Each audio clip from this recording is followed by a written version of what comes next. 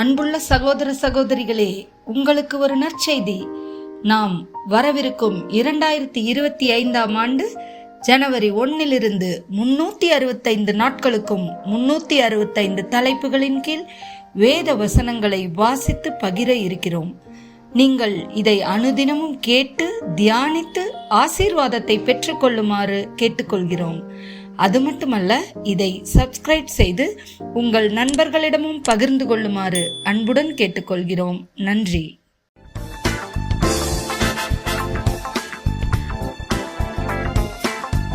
இன்று நாள் 157. தலைப்பு தேவனின் கட்டுப்பாடு. சங்கீதம் 46 8-11 வரை. பூமியிலே பால் கடிப்புகளை நடப்பிக்கிற கர்த்தருடைய செய்கைகளை வந்து பாருங்கள். அவர் பூமியின் கடைமுனை மட்டும் யுத்தங்களை ஓய பண்ணுகிறார். வில்லை ஒடித்து ஈட்டியை முறிக்கிறார். இரதங்களை நெருப்பினால் சுட்டெரிக்கிறார். நீங்கள் அமர்ந்திருந்து நானே தேவன் என்று அறிந்து கொள்ளுங்கள்.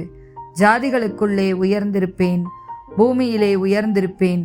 சேனைகளின் கர்த்தர் நம்மோடு இருக்கிறார். யாக்கோபின் தேவன் நமக்கு உயர்ந்த அடைக்கலமானவர். ஏசாயா 40 22-24 வரை. அவர் பூமி உண்டையின் மேல் வீற்றிருக்கிறவர். அதன் குடிகள் வெட்டு கிளிகளைப் போல இருக்கிறார்கள். அவர் வானங்களை மெல்லிய திரையாக பரப்பி அவைகளை குடியிருக்கிறதற்கான கூடாரமாக விரிக்கிறார். அவர் பிரபுக்களை மாயையாக்கி பூமியின் நியாயாதிபதிகளை அவாந்தரமாக்குகிறார். அவர்கள் திரும்ப நாட்டப்படுவதுமில்லை, விதைக்கப்படுவதுமில்லை. அவர்களுடைய அடிமரம் திரும்ப பூமியிலே வேர்விடுவதுமில்லை. அவர்கள் மேல் அவர் ஊதவே பட்டுப் போவார்கள். பெருங்காற்று அவர்களை ஒரு துரும்பைப் போல் அடித்து கொண்டு போகும்.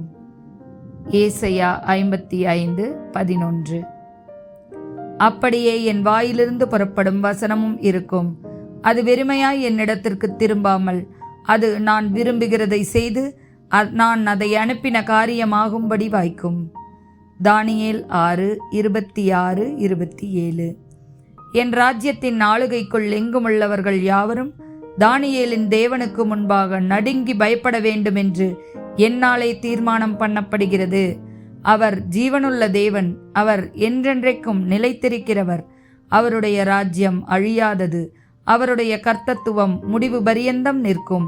தானியேலை சிங்கங்களின் கைக்கு தப்புவித்த அவரே தப்புவிக்கிறவரும் இரட்சிக்கிறவரும் வானத்திலும் பூமியிலும் அடையாளங்களையும் அற்புதங்களையும் செய்கிறவருமாயிருக்கிறார் என்று எழுதினான். ஏசாயா 46:10. அந்தத்தில் உள்ளவைகள் ஆதி முதற்கொண்டும் இன்னும் செய்யப்படாதவைகளை பூர்வகால முதற்கொண்டும் அறிவிக்கிறேன்.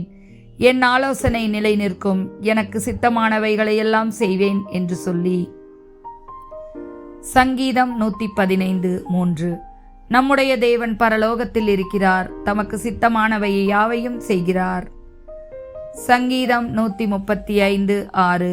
வானத்திலும் பூமியிலும் சமுத்திரங்களிலும் எல்லா ஆழங்களிலும் கர்த்தர் தமக்கு சித்தமானதையெல்லாம் செய்கிறார். எபேசியர் 1:12.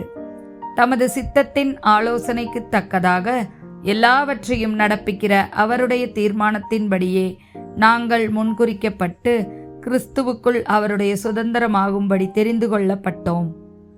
கொலசேயர் 1:16-17. ஏனென்றால் அவருக்குள் சகலமும் சிருஷ்டிக்கப்பட்டது. பரலோகத்தில் உள்ளவைகளும் பூலோகத்தில் உள்ளவைகளுமாகிய காணப்படுகிறவைகளும் காணப்படாதவைகளுமான சகல வஸ்துக்களும், சிங்காசனங்களானாலும் கர்த்தத்துவங்களானாலும் துரைத்தனங்களானாலும் அதிகாரங்களானாலும் சகலமும் அவரை கொண்டும் அவருக்கென்றும் சிருஷ்டிக்கப்பட்டது. அவர் எல்லாவற்றிற்கும் முந்தினவர். எல்லாம் அவருக்குள் நிலை நிற்கிறது. சங்கீதம் 37:23-24. நல்ல மனுஷனுடைய நடைகள் கர்த்தரால் உறுதிப்படும்.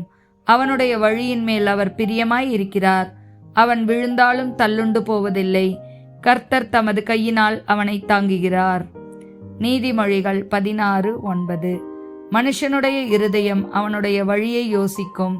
அவனுடைய நடைகளை உறுதிப்படுத்துகிறவரோ கர்த்தர்.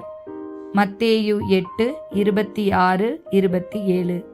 அதற்கு அவர், அற்ப விசுவாசிகளே, ஏன் பயப்படுகிறீர்கள் என்று சொல்லி எழுந்து காற்றையும் கடலையும் அதட்டினார். உடனே மிகுந்த அமைதல் உண்டாயிற்று. அந்த மனுஷர் ஆச்சரியப்பட்டு, இவர் எப்படிப்பட்டவரோ, காற்றும் கடலும் இவருக்கு கீழ்ப்படுகிறதே என்றார்கள். ஆமென்.